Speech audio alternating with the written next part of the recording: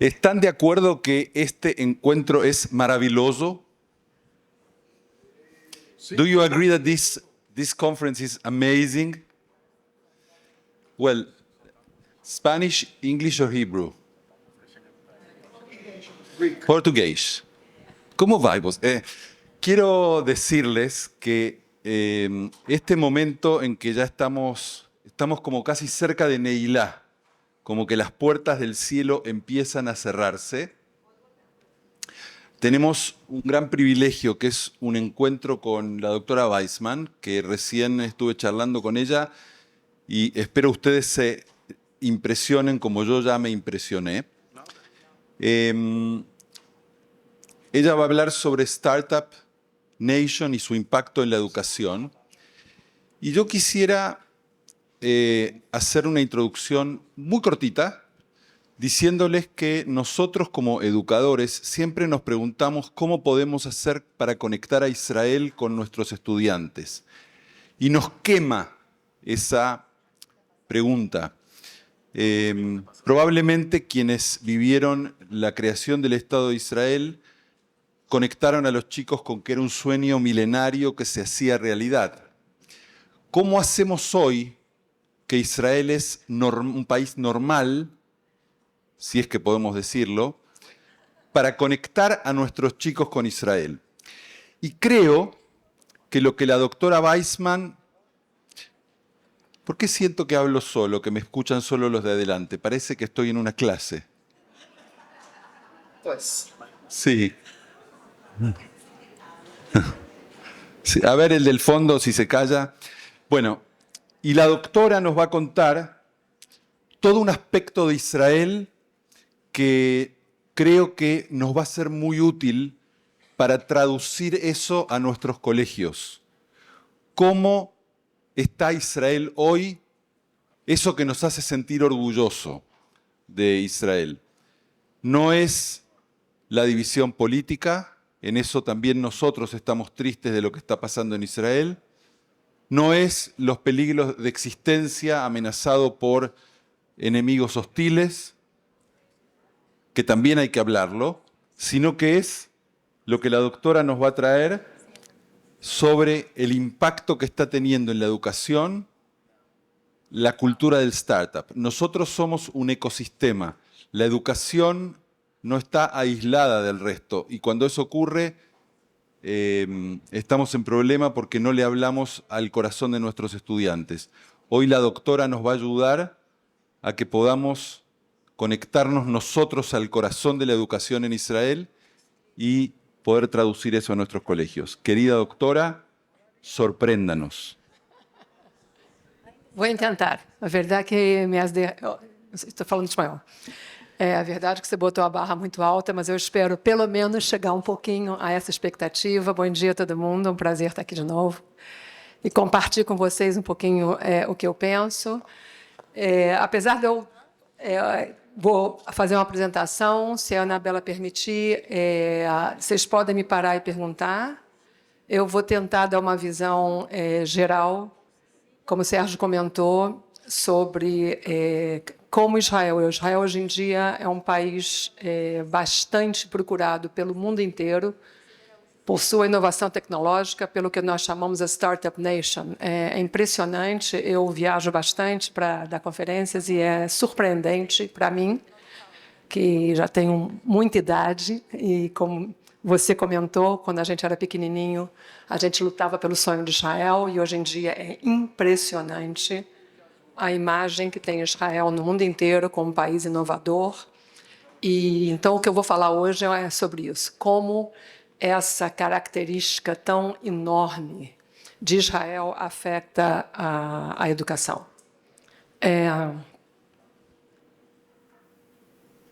Se pudesse botar a apresentação.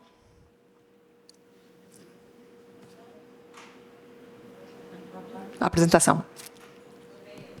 Isso sou eu. Ok. Então, como o título que me deu a Anabela é como Israel, a Startup Nation, está enfrentando os novos desafios da educação. E eu não gosto muito de falar teoricamente, conceptualmente, é muito bom, mas eu gosto sempre de dar exemplos práticos, que aí eu acho que é mais fácil a gente fazer as relações. Então, para responder essa pergunta, eu vou falar sobre o meu trabalho, eu acho que é por isso que a Anabela me convidou. Esse edifício que vocês veem aqui foi construído no meio do deserto do Negev, literalmente no meio. Foi um sonho louco que um homem chamado Avi Warshawski, a Ruth conhece ele bastante, teve, e que hoje em dia é uma realidade. Isso é um hub de tecnologia, de inovação no meio do deserto. Tem gente aqui que teve a sorte de visitar. E Mindset é a empresa israelense que foi criada para responder. Matar vocês conhecem, né? Ok. O Matar, como a grande maioria de todas as organizações educativas do mundo, ontem eu ia falar disso um pouquinho, entraram numa crise enorme, faz 15 anos atrás, porque não estava mais respondendo às exigências de educação no mundo. Não sei no Brasil, não sei qual é a empresa mais grande, Bruno, Santillana, todas as empresas que eram as responsáveis de fazer, vamos dizer, os produtos educacionais, entraram numa crise muito grande. E o Matar também. Só que o Matar, desde o dia que foi criado, faz 60 anos atrás, sempre apostou por inovação. Então, faz exatamente 11 anos, o Matar decidiu criar uma empresa nova. Na época, era só o Avi Warshawski e eu, para responder a seguinte pergunta. Espera, que está indo aqui. Elas não vão fazer mais inglês. Como é que eu posso voltar, porque está indo correndo? Isso. Volta mais, volta mais, volta mais, volta mais, volta mais. Aqui. E o desafio que o Matar deu para a gente foi sobre as necessidades do aluno digital.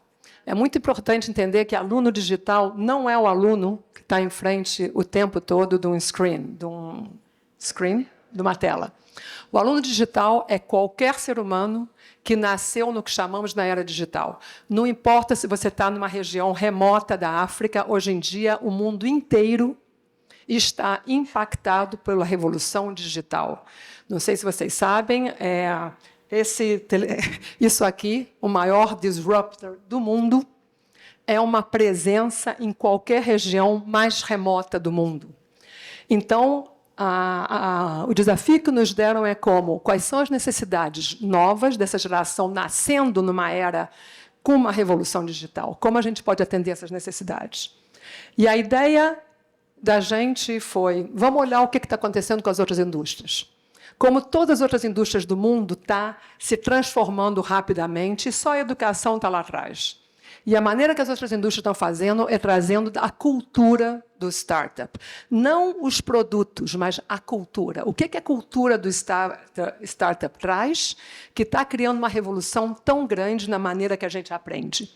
Então, durante os últimos 10 anos, o que a gente está fazendo é desenvolvendo métodos e tentando entender como a cultura do startup pode também revolucionar a educação.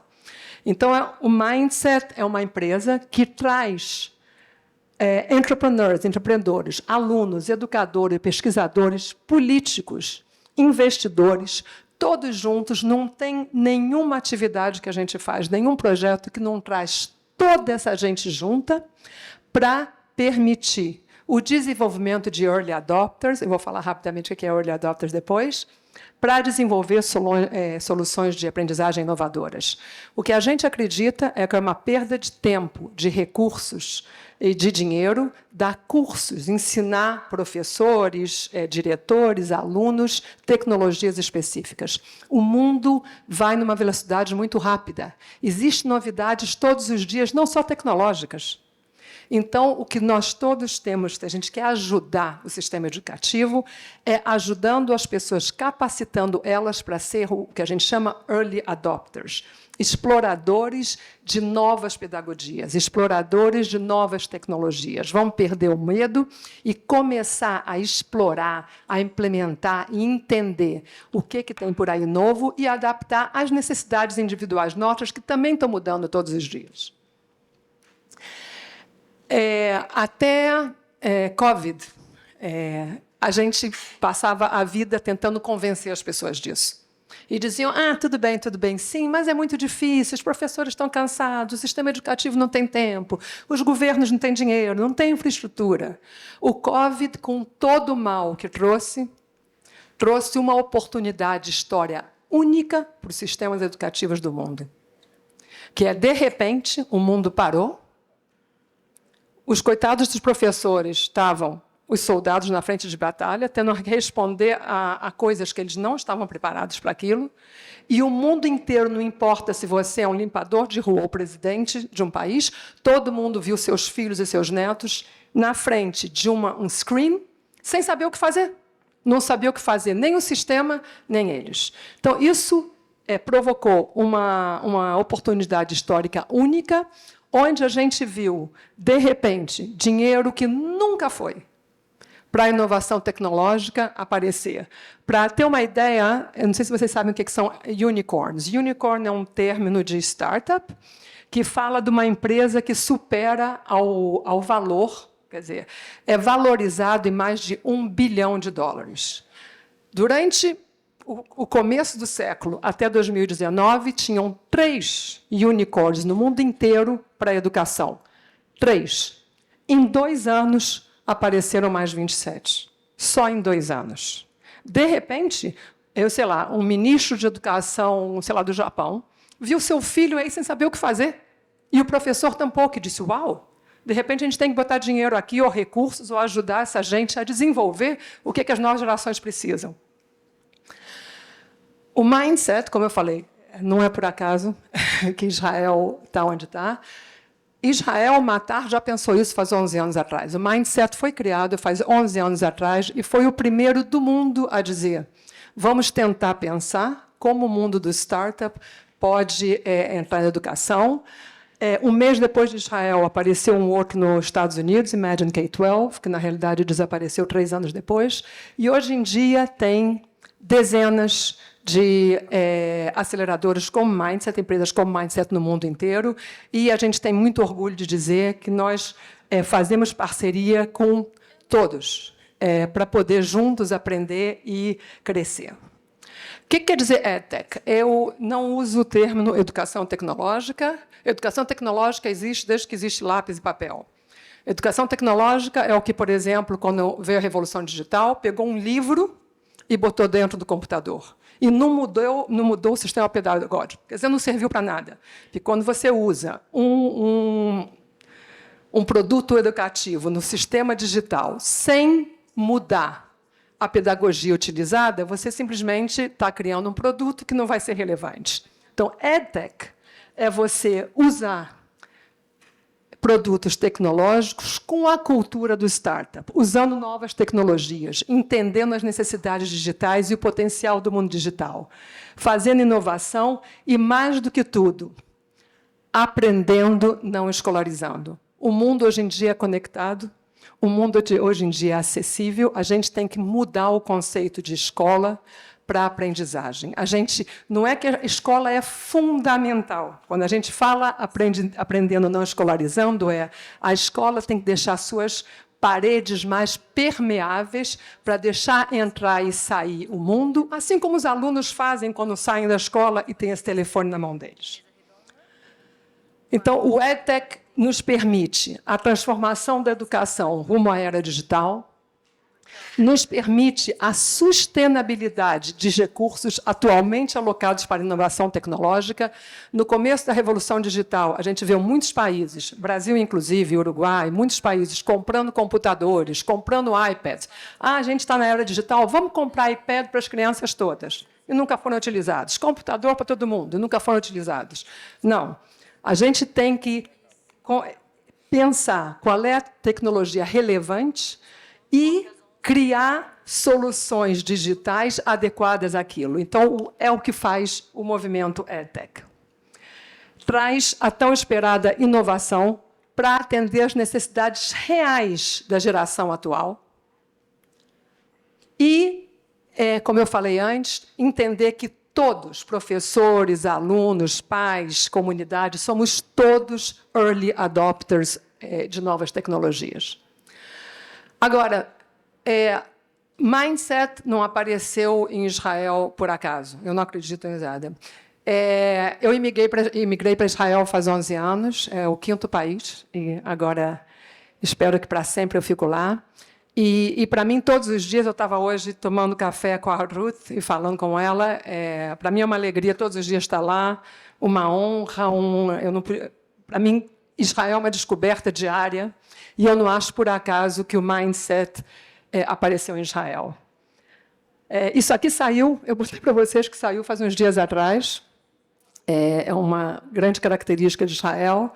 O Netanyahu dizendo ao mayor de Nova York que Israel vai ser o país que lidera o desenvolvimento de inteligência artificial. Mas o que eu gostaria de dizer aqui, e tem muito a ver com as conversas que a gente estava tendo ontem, a maioria dos painéis, Israel não é o startup nation por causa das tecnologias que Israel tem. A Índia tem tecnologias tão avançadas, muitos países têm, mas por causa das pessoas, por causa dos israelenses, por causa do povo de Israel. É por isso que é a segunda região do mundo com maior desenvolvimento, e por isso que é a Startup Nation. Existe uma identidade única e forte em Israel, enraizada dentro da história e dos valores do povo judeu. E o que são essas características, segundo a minha opinião? A gente pode discutir isso depois. Primeiro debate, o questionamento. A Ruth falou, por exemplo, 8 meses os israelenses estão na rua 2 vezes por semana, não aceitando as mudanças políticas. E continuam indo, e continuam questionando. Todo mundo em Israel acha que ele pode ser primeiro-ministro amanhã. Isso é parte da nossa cultura. A gente questiona, a gente pergunta, e isso está na raiz do entrepreneurship. Está na raiz de você poder inovar. Colaboração. Nunca vi, e a gente diz, isso é do povo judeu. Mas em muitas comunidades do mundo, o povo judeu esqueceu isso. E em Israel eles voltaram a botar como valor essencial a colaboração, o sentido comunitário. O mundo do startup é um mundo altamente competitivo. Eu continuo me surpreendendo para bem como em Israel a gente senta e debate com os nossos competidores, sempre, em qualquer setor, e nos ajudamos, porque a gente acredita que só juntos a gente pode avançar. Os desafios são encarados como oportunidade. É incrível, é uma característica muito israelense. Quando tem um problema, você nunca vê eles... Eu morei na Europa há 30 anos, um problema é sempre, a gente não pode. Não existe não pode. Quando tem um desafio, isso é uma oportunidade para a gente aprender e buscar uma coisa nova. O fracasso é sempre visto como uma possibilidade nova de aprender. A gente deseja que a educação, as pedagogias do mundo utilizassem isso como uma parte fundamental da aprendizagem.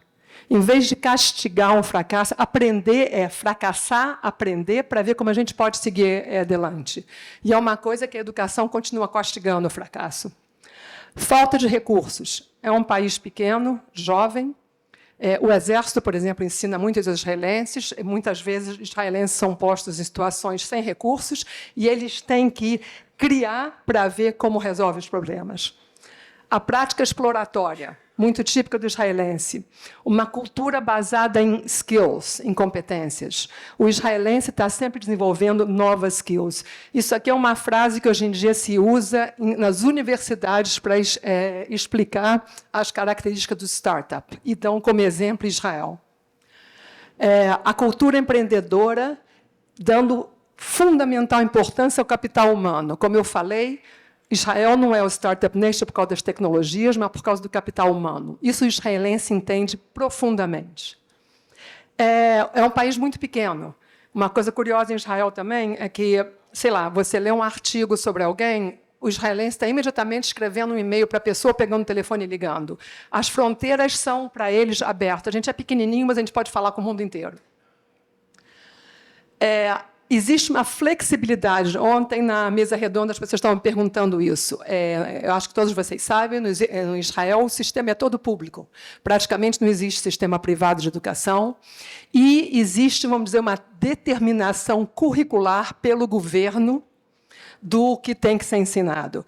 Então, acontece que o israelense, por naturalmente, têm uma flexibilidade pedagógica. Então, apesar do currículo ser determinado, eles criam, eles mudam, os pais interferem. Então, eles estão sempre sendo muito flexíveis em como levar esse conteúdo para as crianças.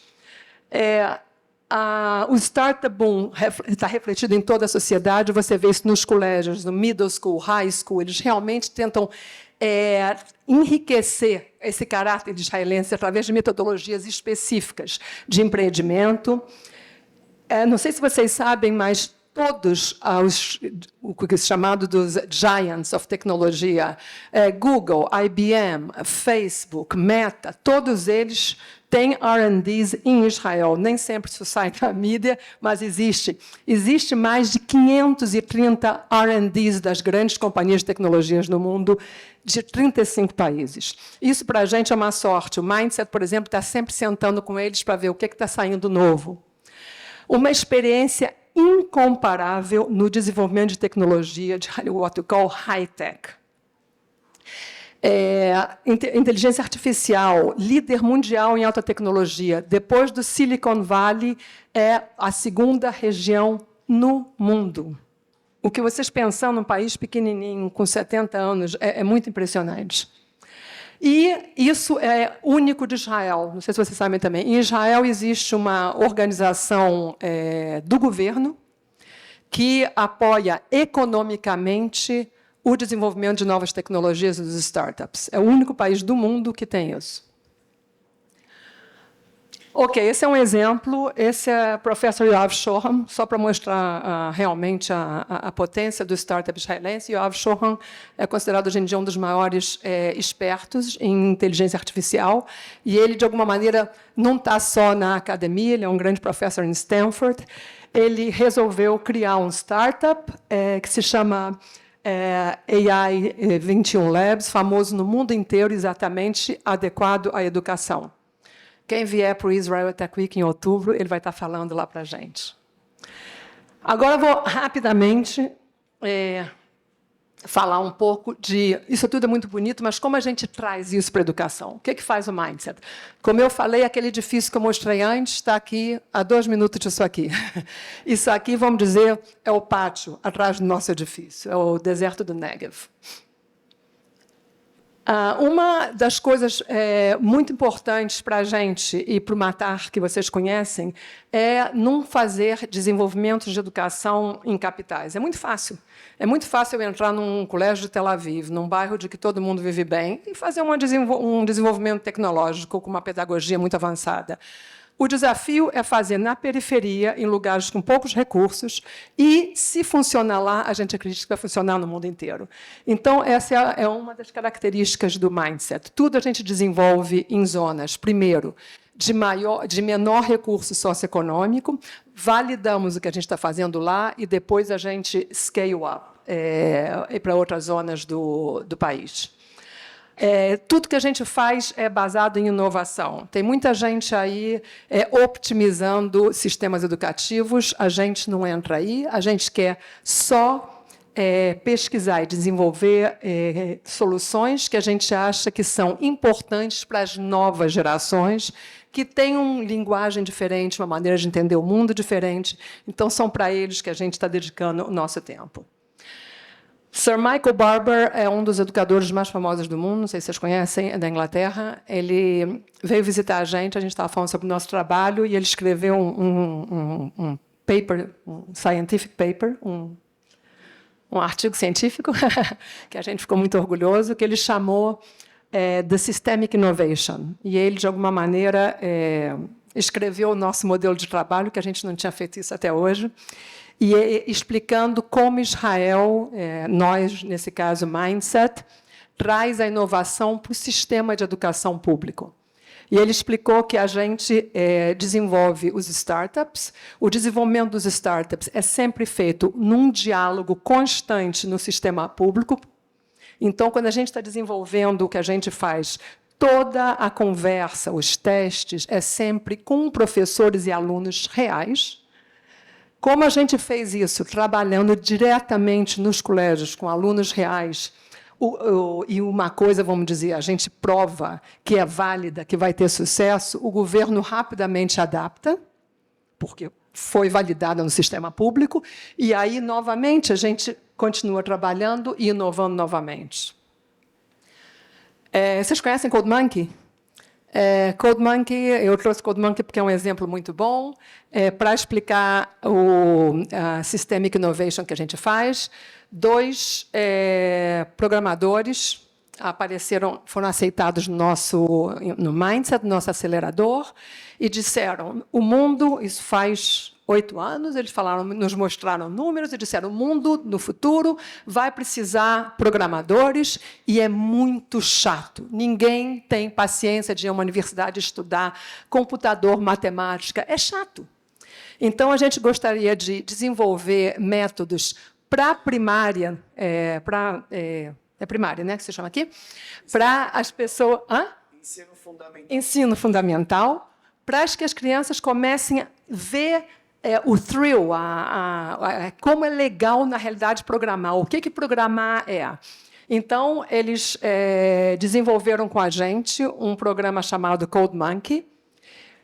Quando eles desenvolveram, a gente disse para eles, desde o momento da ideia, vocês têm que ir para os colégios, perguntar para professores, perguntar para diretores, perguntar para os alunos, perguntar para as cidades. Eles fizeram isso, desenvolveram um produto. O Ministério da Educação, numa competição anual que existe em Israel, onde se oferece novas tecnologias para todos os colégios, provou. Então, em um dia, milhares de alunos em Israel provaram o produto. O Ministério de Educação viu o resultado e adotou aos colégios israelenses imediatamente. Hoje em dia, CodeMonkey foi comprado por uma empresa chinesa enorme e é utilizado no mundo inteiro. Então, isso é que o Sir Michael Barber chamou de inovação sistêmica. É quando você inova trabalhando em parceria com sistemas de educação público. Então, a implementação da inovação é efetiva e válida. Como eu falei antes, o Mindset explora tecnologias avançadas o tempo todo. Por exemplo, ChatGPT, desde que saiu o ChatGPT, a gente imediatamente começou a explorar e tentamos desenvolver resultados. A gente acha fundamental não só mas nos manter relevantes. Por isso, como eu falei, a gente, desde o momento que um startup chega e tem uma ideia, a gente diz, sai do edifício e vai ver se o que você acha bom não é só bom para você e para sua mãe, que vai aplaudir tudo que você fez. Vai lá e vê se é bom realmente para os alunos, para os professores e para os lugares onde você quer botar. Conectando, como eu falei antes, a gente acha fundamental trazer todos os stakeholders. Então, tudo que a gente faz, educadores, alunos, startups, centros de pesquisa e desenvolvimento, e, muito importante, as comunidades locais. A gente está constantemente falando com os representantes das cidades para ver novas necessidades. A gente, atualmente, em Mindset, a gente tem, na nossa rede, mais de 7.500 startups. A gente trabalha hoje com 128 países e temos 45 parcerias. Como eu falei, Israel é um país pequeno, mas Israel acredita que só conectando e falando e sendo transparente e aberto, a gente pode crescer todos juntos. Esse é um exemplo de companhias que trabalham com a gente atualmente. A gente compartilha tudo. Nós somos uma non-profit. A gente realmente, do fundo da nossa alma, quer melhorar a educação em Israel, nas escolas judias do mundo inteiro e no mundo inteiro. Isso realmente é o que a gente quer. A gente fala no mundo inteiro, damos palestras e participamos da maioria dos fóruns de EdTech no mundo inteiro. E fazemos um em Israel que eu convido a todos vocês. Todo outubro, em Israel, durante uma semana, a gente comparte com todos os educadores o que a gente acredita é uma tecnologia inovadora que pode mudar o mundo. A gente tem vários aceleradores, agora não vou explicar muito. Isso é uma metodologia criada em Berkeley por uma pessoa chamada Steve Blank, que nós adotamos. Começa dizendo, pensa grande. Quando você inova, você tem que realmente ser ambicioso. Para mim, essa é a melhor foto que eu vi durante Covid. Isso representa um aluno durante Covid-19. Então, você tem que pensar nesse aluno também, não só o que está sentado na primeira fila tomando nota. Você tem que começar pequenininho, isso é uma metodologia chamada Lean Startup, que ajuda a gente a pensar grande, mas começar pequenininho, validando o tempo todo que a gente faz. E você tem que expandir rapidamente. É a única maneira de você saber que o que você acha que é bom, realmente é bom. Isso é um vídeo que vocês vão receber agora, a gente não tem tempo de ver. Esses são programas do Mindset, que eu vou passar rapidamente. Unboxing foi uma coisa, é um movimento mundial, começado pelo Mindset, que ajuda, mão a mão, colégios do mundo inteiro a se transformarem. Ignite é um programa de R&D, de pesquisa e desenvolvimento, onde a gente traz os professores junto com graphic designers, junto com developers, junto com alunos, juntos com investigadores, pesquisadores, para desenvolver soluções inovadoras.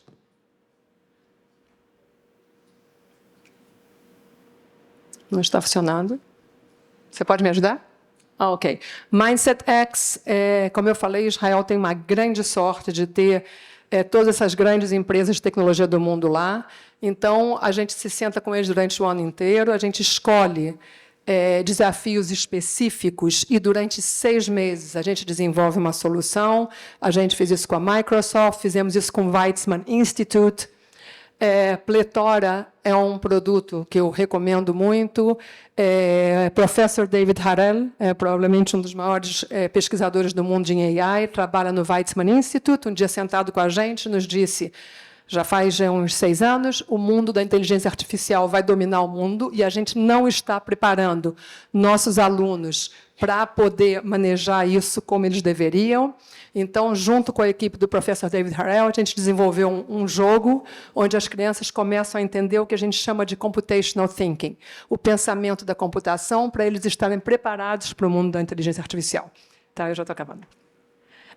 Isso, na realidade, tem professoras aqui que estavam lá. Isso é um programa, assim, como eu falei, o Mindset, que é muito... E eu, em particular, eu vim do mundo da diáspora para Israel.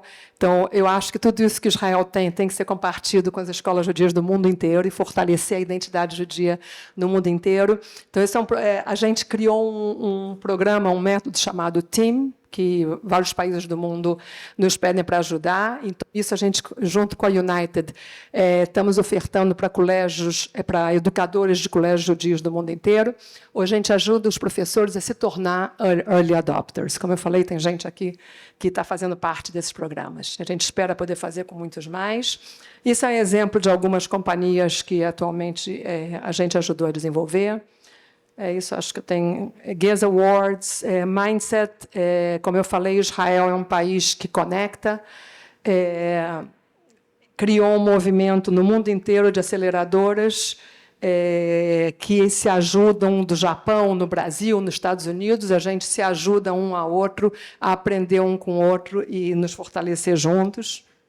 E, literalmente, tem gente do mundo inteiro. E eu realmente convido vocês, a única intenção desse encontro, que foi criado faz 10 anos atrás, é porque, infelizmente, educação é sempre a última indústria. A última indústria a ser afetada, a única indústria a ser transformada. A mim sempre me irrita muito, quando eu vou para a conferência de educação, tudo é feio. Tudo é feio, tudo é simples, não tem. Aí você vai para uma de tecnologia e tudo está sparkling, todo mundo é assim. Falei, não, é ao contrário. Educação é o maior direito do ser humano, tem que ser ao contrário. Os educadores têm que ser altamente valorados pela sociedade. Então, a gente faz, já tem 10 anos, um Israel Tech Week, uma conferência chamada Shaping the Future, onde a gente traz os melhores expertos do mundo para falar para educadores e juntos podemos entender, pesquisar, se conectar para avançar a educação no mundo inteiro. Cada ano a gente escolhe um tema. O tema esse ano é inteligência artificial generativa, que é o último desenvolvimento tecnológico no mundo, que está revolucionando o mundo, afetando nossos alunos, nossos professores. Então, toda semana vai ser como a gente pode aprender, o que a gente pode pensar. Por exemplo, você que trabalha na Hebrew University, a gente um dia vai ser sobre a parte mais conceptual, por exemplo, a narrativa, como a inteligência artificial está mudando a maneira que a gente lê e escreve, como isso vai afetar nossos alunos. Outro dia vai ser como a gente pode ajudar as escolas. Então, eu convido vocês, adoraria ver vocês todos lá. Muito obrigada.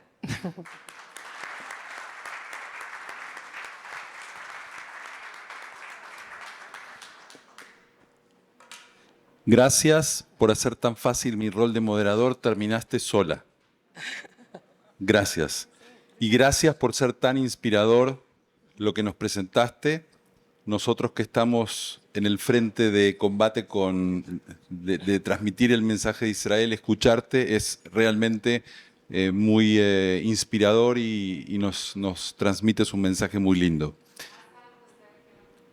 Más todavía, y es muy inspirador que nos transmitas este mensaje tan lindo.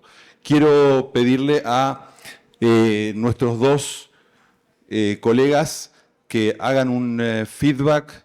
¿Qué ideas ha despertado la presentación de la doctora Cecília? Por favor, empezamos por ti, Wilson. Obrigado, Sérgio. Cecília, fantástica apresentação. Humildemente, eu só incluiria mais uma característica de Israel, que é a chutzpah. Né? Eu acho que é isso que move muito.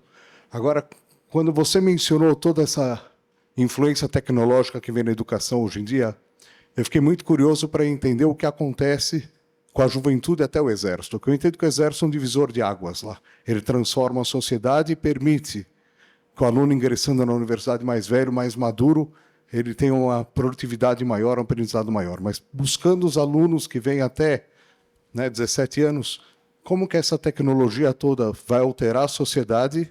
E uma sociedade não é feita só de pessoas binárias. 0 1 também tem todo o pessoal da criação, da cultura, tudo isso. Como que isso vai influenciar esses jovens também? Como que você sente isso dentro da sociedade? Obrigada. Eu não acho que o Startup Nation é sobre tecnologia. Eu acho que é isso que eu tentei falar aqui, para nada. Eu acho que Startup Nation se tornou isso por causa da característica do israelense.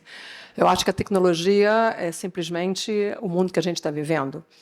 Então, toda geração de israelenses, desde o momento que nasce até uma pessoa da minha idade, uma pessoa maior, está sendo influenciada, impregnada e criando dentro do que é o Startup Nation. O israelense é empreendedor naturalmente. É um país que leva você a ser criativo, a ser inovador.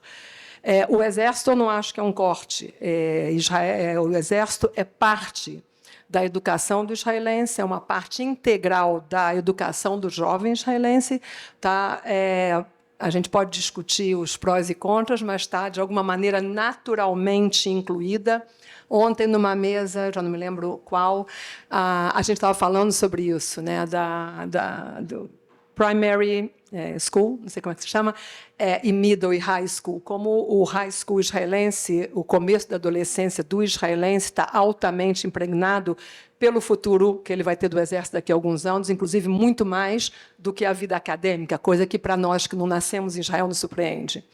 Então, como eu falei, eu acho que é um erro olhar o Startup Nation, o desenvolvimento tecnológico de Israel, como tecnologia, mas muito mais como Israel está oferecendo para o mundo uma visão cultural muito maior que isso. Está oferecendo para o mundo como você pode lidar com um mundo que muda todos os dias, e essa capacidade do israelense impressionante de ver isso como desafios que têm que ser resolvidos de uma maneira comunitária, de uma maneira aberta, não uma maneira individual, e criar constantemente. Não ficar desesperado como você vê uma mudança, não. É um desafio, é duro, vamos criar, e vamos criar olhando para toda a minha comunidade.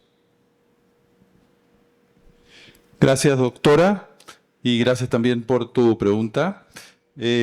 Vamos entonces a nuestro último insider. Muito obrigado pela apresentação. pelo desafio e esforço de resumir um trabalho e uma dedicação que me parece uma dedicação de toda uma vida.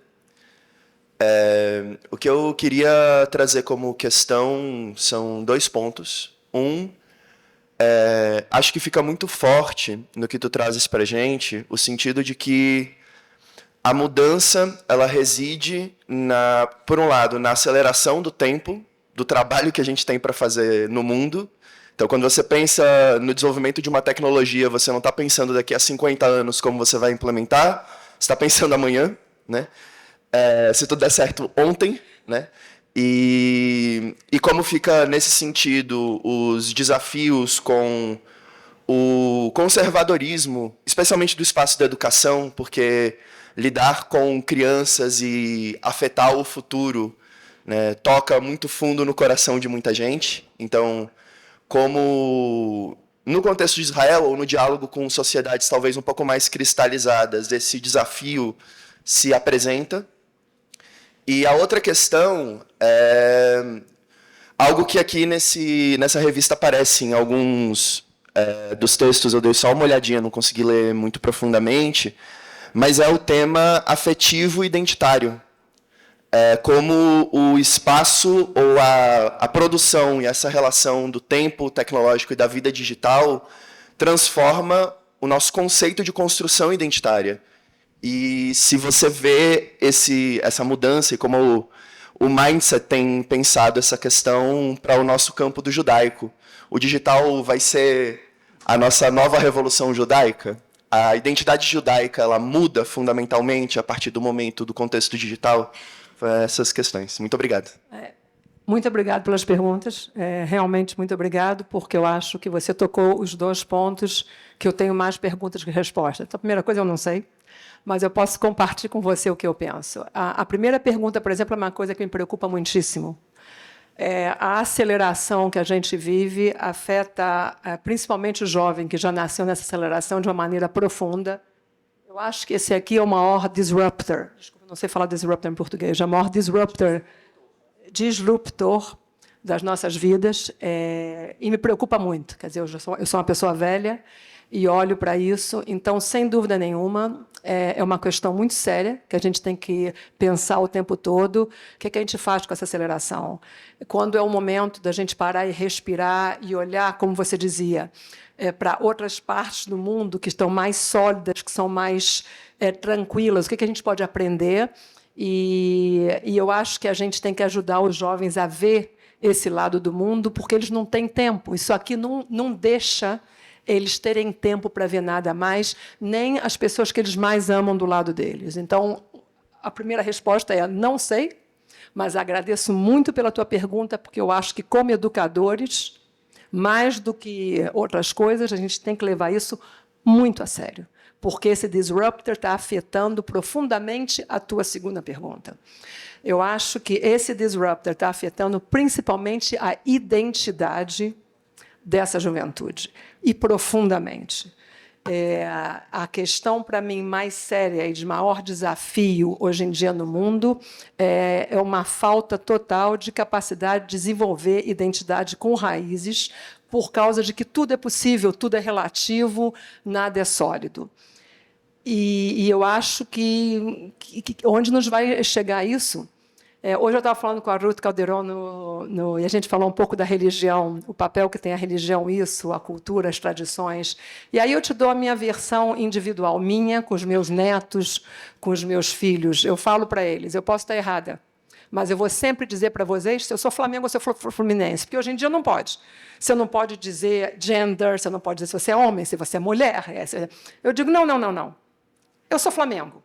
Você pode até discutir comigo porque eu sou, mas eu acho que é importante os pais, os educadores se definirem, transmitir. Eu sou judia, eu sou sionista, eu acredito nisso. Transmitir as nossas ideologias, que, de alguma maneira, eu tenho 63 anos, me levou 63 anos para chegar a essas conclusões. Então, eu acho que não tentar ser ao contrário. Eu acho que ajudar eles de que, sim, a gente chegou aqui por alguma razão. Os valores judios, a razão por que eu escolhi morar em Israel, tudo isso eu transmito a eles com muito orgulho. Uma coisa que eu acho que o israelense tem para ensinar para todos nós é exatamente essa força de identidade. Estavam falando ontem sobre peoplehood, Jewish peoplehood. Existem estudos que mostram que os judeus no mundo, nos últimos anos, se tornaram quase povos distintos. E o israelense não é só um montão de judeus morando geograficamente no lugar. Eles desenvolveram características muito específicas, e uma delas é essa forte identidade, esse pisar forte no mundo e dizer, aqui eu estou, você pode me questionar, eu também me questiono o dia inteiro, mas eu sou o que eu sou israelense e judio. Isso é uma coisa que eu acho que a gente pode aprender com eles.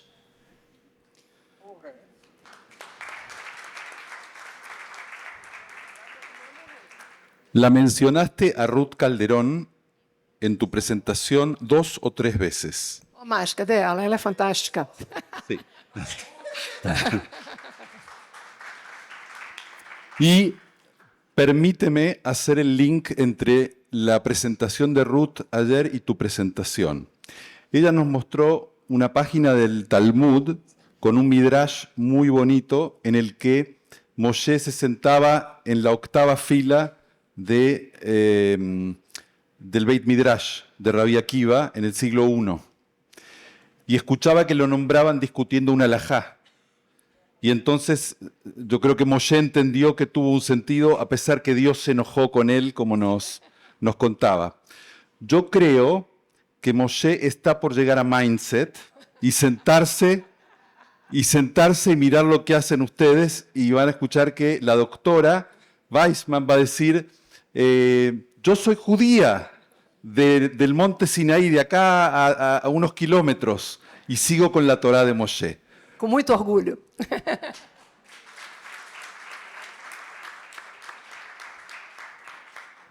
Y este es el momento que tienen, la única oportunidad por los próximos 10 minutos, no habrá otra, por lo menos en estos días, de preguntarle algo a la doctora. Así que quien quiera, levanta la mano y le dejamos preguntar.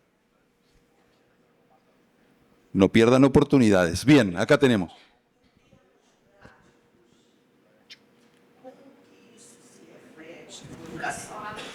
Em termos práticos, como isso se reflete na educação? É uma pergunta muito ampla. Eu achei que eu tinha comentado isso durante... Em termos práticos, se reflete você trazendo... tentando dar uma resposta simples. Um erro muito grande da educação durante 100 anos é que como se fazia um livro de texto? O livro de texto era o único produto único do sistema educativo. Tudo se aprendia através do livro de texto. O que foi o livro de texto? Eu acho a redução intelectual do aluno e do professor. Você pega, o Talmud, ou você pega um livro de história, reduz em 2 páginas no livro de texto. Quer dizer, de alguma maneira você assume que tanto o aluno quanto o professor não são muito brilhantes. Então, você tem que resolver fazer muito simples. Então, como isso se...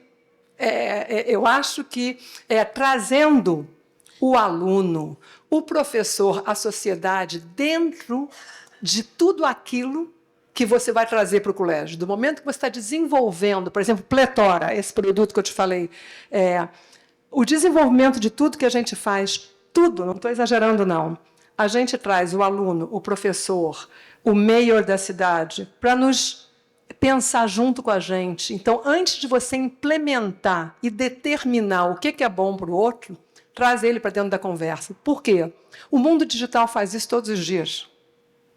Hoje em dia, o aluno, o learner, está acostumado a entrar em fóruns e se sentir parte da construção da aprendizagem dele. A escola faz ao revés. Faz ao revés. O sistema de avaliação dos colégios passou de ser absurdo já. Você castiga os alunos pelo processo de aprendizagem. Eles estão aprendendo e você está castigando eles a aprender. Então, eu acho que ou a gente tem coisas no mundo digital, como eu te falei, com todos os desafios que isso traz, tem coisas que a gente tem que aprender aqui. O aluno entra aqui e escolhe como aprender. Eu tenho dificuldade em matemática, eu entro na Khan Academy. Hoje eu quero fazer, sei lá, um crepe Suzette na minha casa de noite, o que eu faço? Não, meu filho, Eu entro no YouTube e escolho como eu quero aprender. Então, hoje em dia, existe um exercício natural e saudável de você ativamente escolher como você aprende. Agora, eu acho egoísmo nosso deixar que nossos alunos estejam abandonados para escolher o que eles querem. Pelo amor de Deus, tem uma porção de perigos nesse mundo também. Então, vamos aprender o que esse mundo tem, trazer para dentro do colégio e criar sistemas onde eles se sintam parte do seu processo de aprendizagem. Onde aquele exercício que eles fazem na internet, que lhes dá uma satisfação enorme, também seja parte do que eles estão fazendo dentro do colégio. Oi. Pode falar, pode falar. Tenemos ahí tú habías preguntado, ¿tú querías preguntar? Nuestro cantante, ¿no? Ah, pensé que tú. Ah. Mas eu vou falar no microfone assim, grava. Nuestro árbol verde va a preguntar. Bom dia a todos e a todas. Cecília, gostaria de provocar uma reflexão sobre toda a metodologia ou toda a proposta, acho que vai muito além de uma metodologia especificamente, né, da tecnologia incorporada ao processo de aprendizagem, traz, na minha humilde opinião, dois grandes desafios, pautados, um no relacionamento entre educador e educando, fazendo recorte aqui no aspecto educacional da escola, educador, educando, e outro sobre o processo em si. Eu entendo que a tecnologia provoca um processo onde o aluno é muito autônomo, onde ele ganha um poder e uma autonomia muito grande. Do ponto de vista do educador, isso é um grande desafio também, porque ele deixa de ser também uma figura de maior autoridade. A gente está trazendo aqui um outro modelo, né, de relacionamento e de papéis. Como que a tecnologia também, nessa perspectiva, pode ajudar a que esta relação crie uma simetria diferente, porque ela traz, né, uma outra, e o educador nem sempre está já também pronto para essa nova relação, esse novo papel e essa assimetria de poder? Totalmente. Ontem eu gostaria de ter falado sobre isso, é um dos meus slides que eu gostaria de ter falado, sem dúvida nenhuma. E eu não acho que é só em relação ao educador, é em relação ao pai, ao avô, à avó. E eu falei 99% de coisas positivas sobre Israel, e esse é um ponto, por exemplo, que eu acho que em Israel tem que ser questionado, exatamente por essa capacidade e essa característica empreendedora, o escutar, o respeito pela pessoa com mais experiência é muito, muito, muito questionável. A primeira coisa que eu gostaria, como eu falei, se eu pudesse deixar uma mensagem aqui, não vamos falar da tecnologia, eu acho que isso é um erro. Eu acho que a gente tem que falar de uma cultura digital, uma cultura da internet que vai muito além da tecnologia. Os nossos jovens hoje têm uma relação diferente com o meio ambiente. É o que eu falei ontem, que eu não acredito que essas máquinas sejam um instrumento. Essas máquinas são uma entidade nova que interage com a gente. Então, é a primeira coisa. Eu acho que a gente tem que falar dessa cultura e entender isso como cultura. Eu acho que a gente tem que lutar muito por voltar um certo respeito à experiência, entendeu? Eu acho que é um erro, por exemplo, o pessoal diz, vamos mudar, em vez de chamar professor, vamos chamar, eu sei lá, moderator. O problema não é semântico. O problema é que a gente mesmo, a gente vai ao médico, o que é a primeira coisa que a gente faz antes de ir para o médico? A gente Google it. Então, o que o médico falar diz, não. A Google me disse, ou não sei quem me disse. Então, é uma parte da nossa cultura hoje em dia. O fato de que a gente tem acesso à informação nos dá uma concepção totalmente equivocada de um conhecimento, de um know-how que a gente não tem. Eu falei, por exemplo, eu acho que um grande danho, a palavra danho existe, que eu acho que até teve livros escritos sobre o digital native. É um conceito totalmente equivocado. A gente nasceu na era digital. Não quer dizer que nós somos conhecedores do que está acontecendo. A gente tem que aprender o tempo todo que, sim, a gente, como adulto, tem que modificar essa autoridade. Isso, sim, é um erro nosso. A gente tem que, por causa desse mundo, A gente tem que mudar a conversa que a gente tem. Eu acho que a gente tem que desenvolver um respeito por outro lado, mas sim permitir um maior diálogo dentro dos colégios, que eu acho que durante muito tempo a gente não permitiu.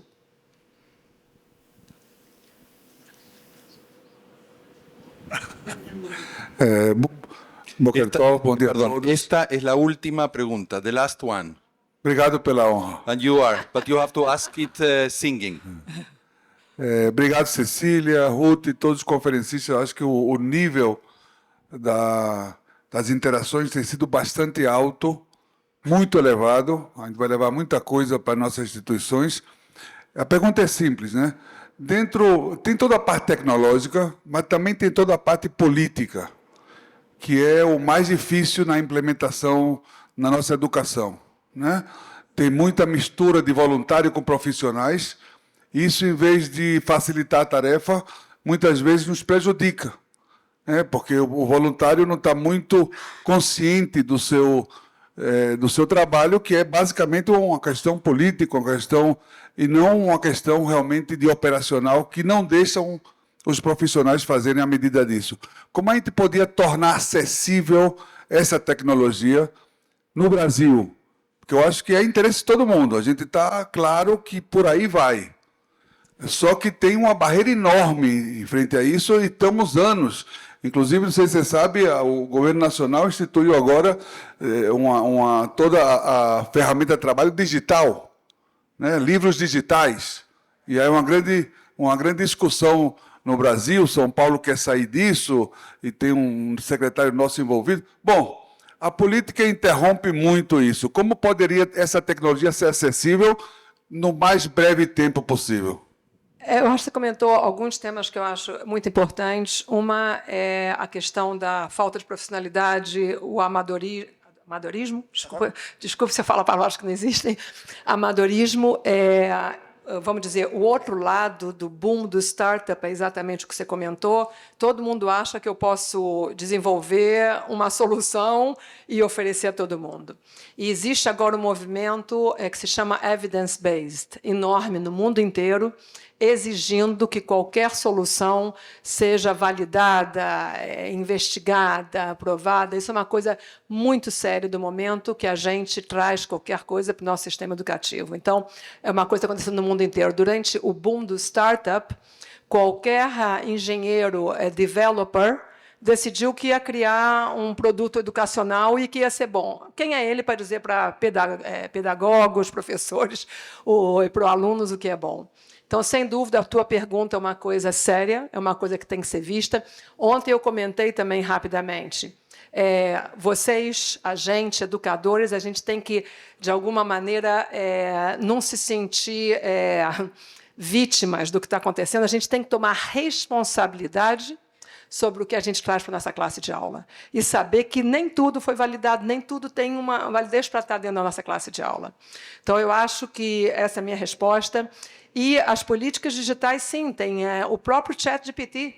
Continua me surpreendendo como todo mundo utiliza, como se fosse... E todo mundo sabe que o ChatGPT é uma inteligência artificial buscando informação e que a reliability da informação depende das fontes de onde aqueles dados saíram.